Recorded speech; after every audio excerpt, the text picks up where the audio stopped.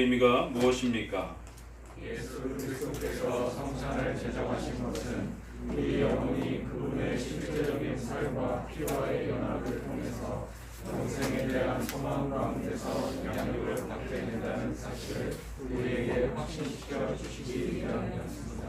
왜 주님께서는 빵을 통해서 당신의 몸을 그리고 포도주를 통해서 당신의 피를 나타내 보여주신 이유가 무엇입니까? 그것은 빵이 우리의 몸에 대하여 가지고 있는 특성은 이 죽을 수밖에 없는 생명 안에서 그것이 몸을 지탱하고 유지하게 하듯이 주님의 몸이 우리의 영혼에 대하여 하는 특성도 영적으로 우리의 영혼을 기르고 유지하며 살리는 것을 나타내기 위한 것입니다. 마찬가지로 포도주가 육체적으로 사람을 강하게 하여 혈류를 회복시키고 기쁨을 주시 주님의 피는 우리의 기쁨이며 우리의 영적 기력을 회복하는 힘이라는 것을 나타내 주는 것입니다. 우리는 실제적으로 주님의 몸과 피에 연합되어야 할 필요가 있는 것입니까? 분명히 그렇습니다. 왜냐하면 우리의 구원의 보장은 예수님이 하나님 아버지에 대한 거친 약속에 있으며 이 목적은 마치 우리의 자신의 것이냐 우리에게 돌려지기 때문인 것이다. 그렇기 때문에 우리는 이것을 반드시 소유해야 하는 것입니다. 이처럼 그분이 주시는 모든 은사들을 그분이 당신 자신을 우리에게 먼저 주시지 않는 한 우리의 것이 될 수 없기 때문입니다. 340문부터는 이제 성례의 두 번째 부분인 성찬에 대한 내용과 또 중요한 관련된 내용들이 소개되고 있습니다. 특별히 우리 개혁주의의 또 우리 장로교의 성찬에 대한 해석 원리는 이처럼 칼빈이 제네바 교리문답과 또 기독교 강의를 통해서 성경의 성찬론을 가장 잘 해석해 놓은 영적 임재설이라고 하는 이러한 아주 중요한 또 내용들을 기반으로 발전해 왔습니다. 웨스민스터 신앙고백에도 이 내용이 그대로 그렇게 잘 정립이 돼서 영적 임재설이라고 하는 성찬의 이러한 고유한 또 이러한 해석들이 확립이 되었습니다. 오늘날 한국 교회는 대부분이 성찬을 그저 신앙의 보조적인 또 그러한 큰 의미가 없는 성도들의 그리스도에 대한 믿음에 대한 부분들을 잠시 돌아보는 정도의 그러한 기념의 내용을 담고 있는 상징적 그런 의미로 많이 대부분 사용되어지고 있습니다. 거의 90% 이상이라 해도 과언이 아닐 것입니다. 그렇지만 장로교에서 해석해 온 것은 단순한 상징이 아니라 의미가 없는 상징이 아니라 반드시 거기에 하나님이 약속하신 은혜의 신앙의 이러한 소중한 효력이 성찬을 통해서 우리에게 주어지는 그러한 의미가 있는 그러한 중요한 은혜의 수단임을 가르쳐 왔습니다. 성찬을 잘 이해하기 위해서는 성찬의 가장 큰 논쟁인 세 가지의 잘못된 성찬 개념을 먼저 구별할 줄 알아야 됩니다. 뭐가 잘못된 것이고 뭐가 성경적인 성찬인지를 구별하기 위해서는 그 단어 하나의 차이와 그 문장 하나의 차이가 의미를 바꿔놓게 됩니다. 그래서 잘못된 것 세 개와 우리의 영적 임재설을 또 어떻게 교리문답이 구별해가고 있는지를 어떤 표현을 써서 그 영적 임재설을 가르치고 있는지를 잘 이해하셔야 됩니다. 더더욱이나 성찬은 올바르게 깨닫고 이해하고 그 성찬의 가르침들을 의지하는 자에게 이 신앙의 효력을 또 우리에게 허락해 주십니다. 무지하고 이해하지 못한다라면 이 성찬은 우리에게 의미로 또 중요한 효력의 내용들이 열매 맺지 못합니다. 그렇기 때문에 알지 못하고 참여하게 되면 안 됩니다. 반드시 반복적으로 이런 핵심적인 내용들을 읽어내시고 또 기독교 강해와 같은 또 이러한 풍성한 설명들을 또 읽어보시고 또 더 나아가서는 성찬과 관련된 그러한 또 단행본 책이라든가 또 청교도들 책들을 존 오웬의 성찬론 같은 경우도 벌써 번역이 되어 있습니다. 칼빈의 성찬론도 또 이렇게 벌써 번역이 되어 있습니다. 그래서 다양한 우리 청교도들과 개혁주의권 내의 성찬론 또 단행본 책들을 부단히 또 이렇게 읽어가시기 바랍니다. 그렇게 해서 수준을 계속해서 높이셔야 됩니다. 성찬은 가장 신비롭고 또 우리 기독교의 의식 중에서 가장 놀라운 그런 내용을 담고 있기 때문에 더더욱 교리적으로 잘 훈련되어지고 이해되어지고 깨달아져야만이 이 성찬의 효력을 또 맛보실 수 있는 것입니다. 본격적인 설명에 들어가기에 앞서서 잘못된 것은 우리가 늘 설명드렸던 것처럼 떡과 포도주가 진짜 예수님의 살과 피로 바뀐다라고 하는 화채설, 그 떡의 본체라고 하는, 떡의 성질이라고 하는 이 떡의 내용이 예수님의 살로 피로 완전히 바뀐다라는 것이죠. 우리 눈으로 보기에는 떡과 포도주로 그대로 보여지고 남아있지만 그 속에 본질적인 성질이 완전히 바뀌어버린다는 것이에요.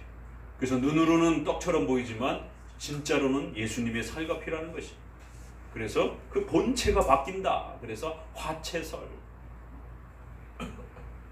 예수님의 살과 피로 그렇게 바꿀 수 있는 능력은 사제의 기도에 의해서 그렇게 바뀐다라고 말하니까 당연히 사제의 기도가 또 사제가 막강한 권세를 갖게 됩니다. 그리고 그 떡과 포도주가 진짜 예수님의 살과 피로 바뀌게 되면 귀신도 내쫓게 되고 병도 치료할 수 있는, 왜요? 예수님의 신성한 몸이 되었으니까. 그래서 떡과 포도주를 집에다 두고 보관하게 되면 또 좋은 일들이, 물질적인 복과 또 좋은 일들이 생긴다라고 하는, 이렇게 미신적인 일들이, 물질을 숭배하는 일들이 벌어집니다. 로마 카톨릭은 세례와 관련해서도 성수 개념을, 물질을 거룩한 신성이 담겨 있는 그런 걸로 그렇게 또 오해케 만들어서 성수 개념의 미신적인 그러한 일들이 벌어졌습니다. 이번 코로나 사태를 통해 가지고 성수를 뿌리면서 막 이러는 그 모습들을 보게 됐죠. 그런데도 코로나는 하나도 낫지도 않고, 이런 허무맹랑한 로마 카톨릭의 미신이 중세 1000년 동안 사람들을 그렇게 현혹했고 지금도 여전히 사람들을 그렇게 현혹하고 있는 것을 보게 됩니다. 떡과 포도주 마찬가지로 그렇게 사제가 기도하면 진짜 예수님의 살과 피로 바뀐다라고 하는 이 화채설. 그래서 화채의 이러한 그 성찬론이 스며들게 되면 기독교는 반드시 샤머니즘화되고 미신적이 되게 돼 있습니다.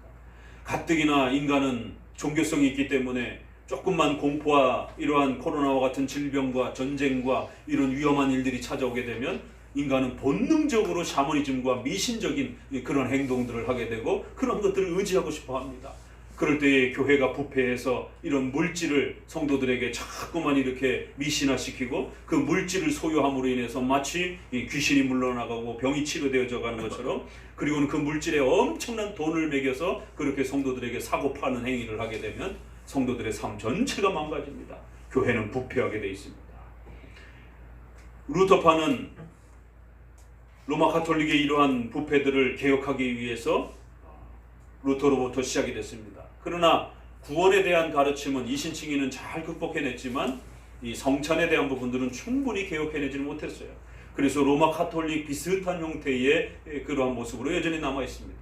공제설, 공간에 예수님의 살과 피가 함께 있다라는 거예요. 떡과 포도주, 그 공간에 떡과 포도주 옆에 또 그 안에 떡과 포도주가 존재하는 그 공간 속에 예수님의 인성이 우리 눈에 보이지 않지만 예수님의 인성은 이제 신성처럼 그렇게 온 우주에 편재할 수 있는, 어느 곳에나 계실 수 있는 그런 형태로 바뀌어버렸다라는 것이, 예수님의 인성의 성질이 바뀌어버렸다라는 거예요. 신성화되었다라는 것이.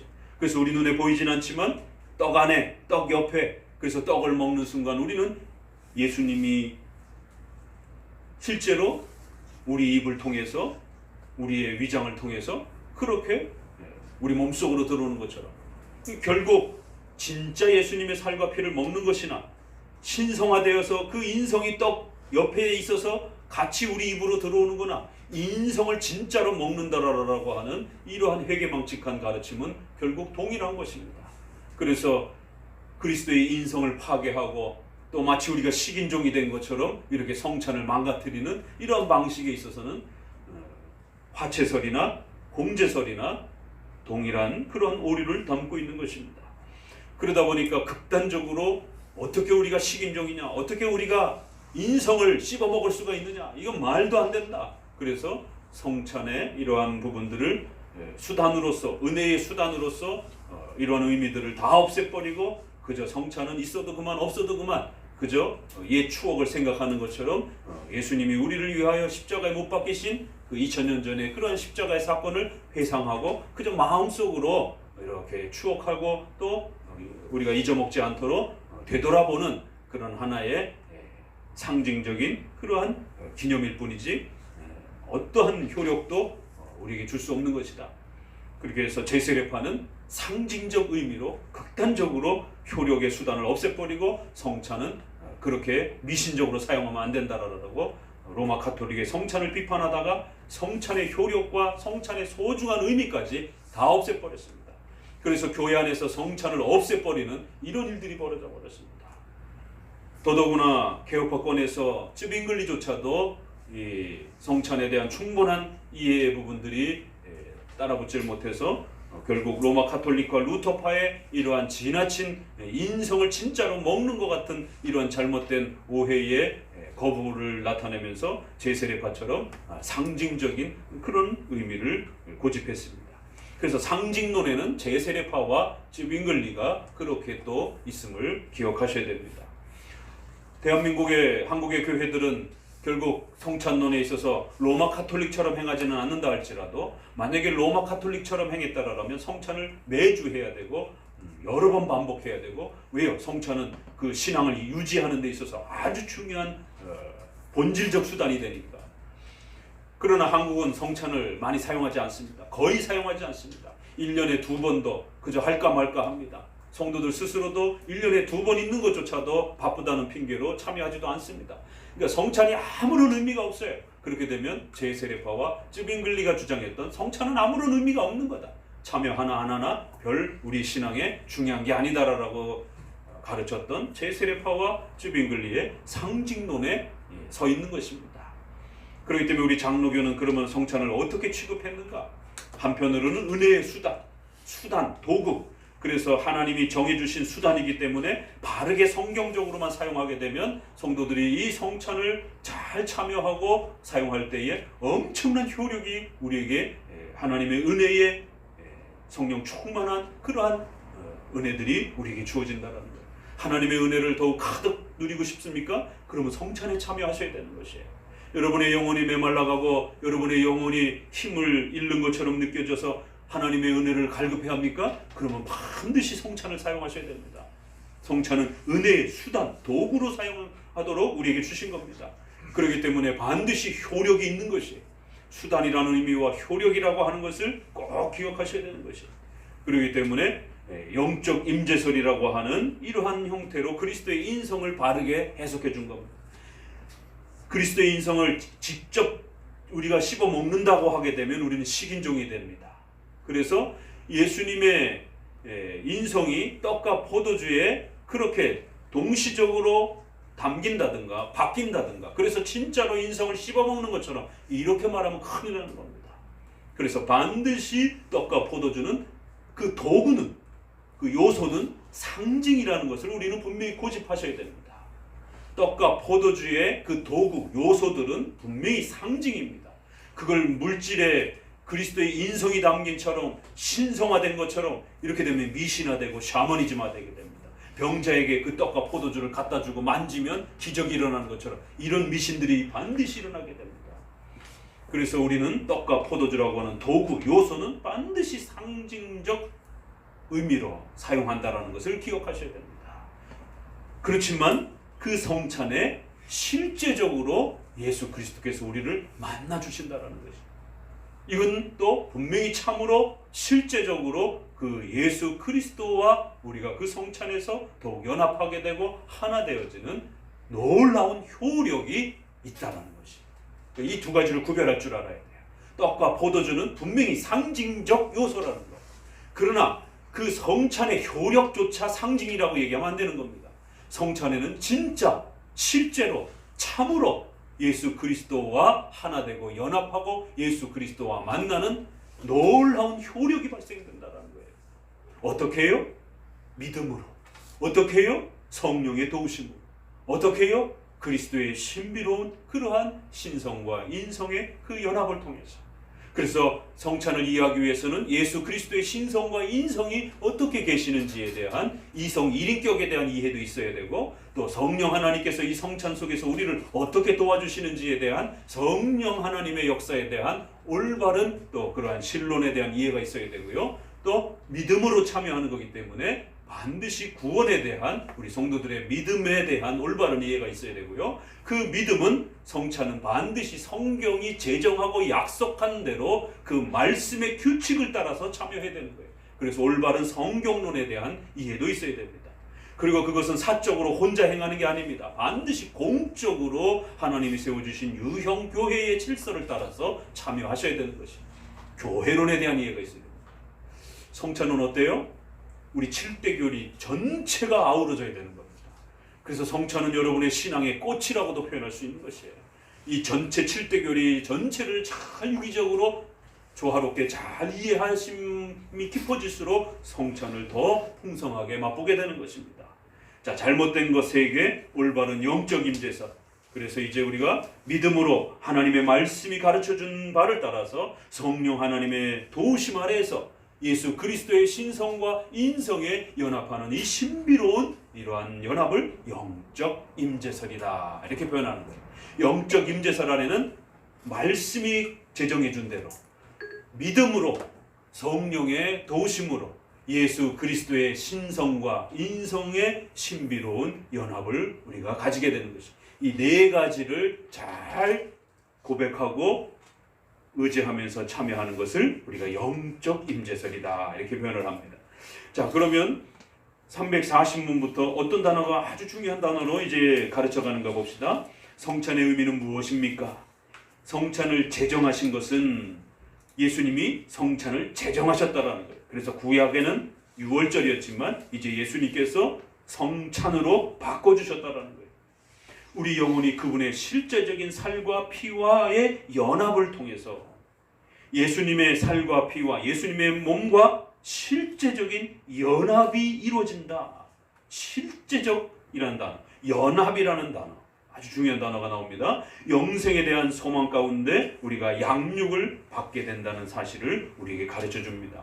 그래서 예수님의 몸과 피와 우리가 연합하여 하나가 돼서 그 예수님을 통하여 영생을 얻게 되고, 또 끊임없이 예수님과 하나 되어서 예수님의 그 양육하시는 은혜의 도움을 받으며 우리가 살아간다라고 하는 우리의 구원의 이 놀라운 신비로움을 가장 아름답고 멋있게 가르쳐주는 것이 바로 이 성찬이라는 것입니다.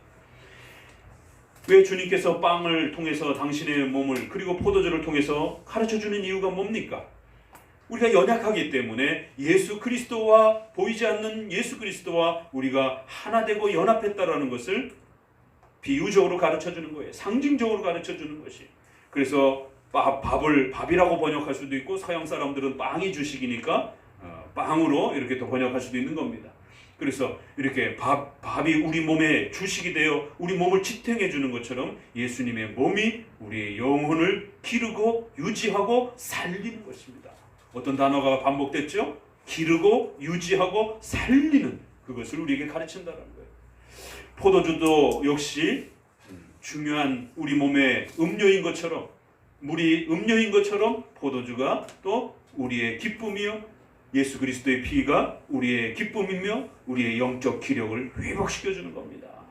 그래서 붉은 포도주가 예수 그리스도의 십자가 사건만 가르치는 건 아닙니다. 그건 1차적인 의미예요. 그래서 서양에서는 붉은 포도주가 없을 때는 백포도주를 사용하기도 합니다. 왜? 붉은색의 본질적 의미가 영적 임재설에 있는 게 아니기 때문에, 물이 우리 몸을 양육하는, 물을 먹음으로 인해서 우리 몸이 활기를 갖고 물이 없으면 우린 죽는 겁니다. 물이 우리 몸을 유지시키고 기르고 양육시키는 것이에요. 그런 것처럼 서양과 중동이라든가 이런 데서는 포도주를 음료처럼 사용하는 겁니다. 그렇기 때문에 적포도주인지 백포도주인지 상관없이 포도주가 음료라는 그런 개념을 가지고 있는 거예요. 그래서 예수님의 십자가와 부활 전체가 우리에게 들어오는 겁니다. 그래서 성찬에 참여하면서 예수님의 십자가만 자꾸 생각하시면 안 되는 것입니다. 십자가에 피 흘리신 뿐만 아니라 부활하셔서 승천하셔서 우리를 지키시는, 우리를 보호하시는 그리스도의 또 위대한 또 영광스러움도 함께 또 바라보셔야 되는 것이. 그래서 물이 우리의 몸에 필수적인 것처럼 그리스도의 피가 우리의 몸에 필수적으로 우리의 영혼을 기르고 양육하는 그러한 핵심이다라는 사실을, 그리스도의 이런 은혜가 없이는 우리는 한순간도 살 수 없다라는 것을 성찬이 가르친다라는 거예요. 그래서 우리는 실제적으로 주님의 몸과 피에 연합되어야 할 필요가 있는 것입니까? 결론이죠. 그래서 1차 서론적인 결론을 맺는 거예요. 또다시 실제적이라는 단어가 등장을 합니다. 이 실제적이라는 단어가 아주 굉장히 반복되고 아주 중요하다는 겁니다. 그래서 주님의 몸과 피에 실제로 진짜로 우리는 그렇게 하나 되고 연합되어야 된다는 것이에요. 그러다 보니까 가톨릭은 어떻게 주님의 몸에 피에 연합이 되느냐? 그럼 이거 진짜 먹어야, 예수님의 살과 피로 바뀐 걸 먹어야 연합되는 거 아닌가? 예수님의 인성이 우리 뱃속으로 들어와야 연합되는 거 아닌가? 이렇게 생각을 해버린 것입니다. 그러니까 제세례파나 찌뱅글은 어떻게 그런 무식한 해석을 할 수 있느냐? 그런 건 아무 의미가 없는 것이다. 어떻게 예수님의 인생이 우리 뱃속으로 들어와? 그렇게 해석해서는 안 된다. 그냥 아무 의미가 없는 거다. 그저 그냥 우리 마음속으로 그냥 추억하는 것 정도다 라고 양극단으로 해석을 한 것이. 그러나 우리가 먹는 것은 떡과 포도주는 분명히 상징적 의미인 겁니다. 우리 뱃속으로 들어가는 것은 분명히 떡과 포도주예요. 그러나 그 떡과 포도주라고 하는 상징을 통해서 예수 그리스도께서 떡과 포도주가 마치 우리 몸속에 그렇게 들어가서 우리 몸을 유지하고 우리의 몸에 활력을 주는 것처럼 예수 그리스도의 몸과 피를 통하여 우리가 날마다 힘을 얻고 우리의 영혼과 몸이 날마다 주님의 도우심으로 살아간다는 사실을, 실제적으로 주님과 우리가 연합되어서 그 예수님의 중보의 효력을 매일매일과 같이 누린다라고 하는 사실을 가르친다라는 겁니다. 연합이라는 단어가 다시 또 등장을 했어요. 그렇습니다. 우리의 구원은 오직 예수 그리스도께서 바치신 그 순종과 희생을 통해서 우리에게 돌려지는, 벌써 성찬을 통해서 뭘 배운다고요? 전가, 이신칭이, 예수님의 이러한 순종이, 의로움이 우리의 것이 되고 우리의 죄가 예수님께 돌려져서 예수님이 십자가에 못 박히셔서 희생하시는 대속적인 그러한 희생, 이러한 구원의 신비로움들이 바로 성찬을 통해서 그리스도와 우리가 하나 되고 연합되어야만이 이러한 영생과 중생의 구원의 은혜들을 우리가 얻게 되고, 또 그 얻는 것뿐만 아니라 영원토록 그리스도를 통해서 우리가 그렇게 힘을 얻고 살아가야 된다는 사실을 성찬이 우리에게 참으로 잘 가르쳐 준다는 것이. 이제 이러한 그리스도와의 실제적 연합에 대한 부분들을 앞으로 부지런히 또 이제 배워갑시다라고 서론적으로 먼저 오늘 실제적 연합,